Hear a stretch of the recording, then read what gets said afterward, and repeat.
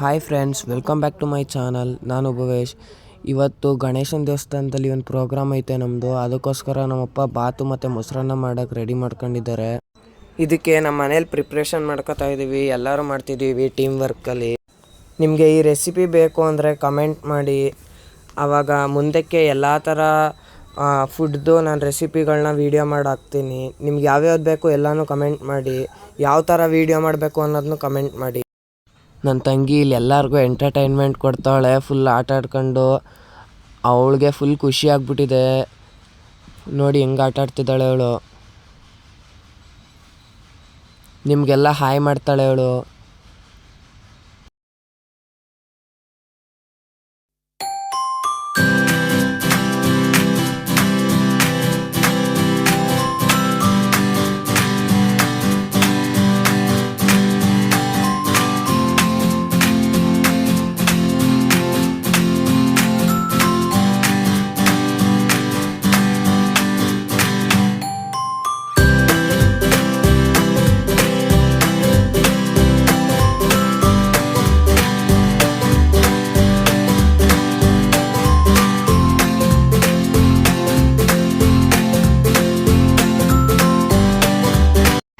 ಇವಾಗ ಮೊಸರನ್ನಕ್ಕೆ ರೆಡಿ ಮಾಡ್ಕೊತಾ ಇದ್ದೀವಿ.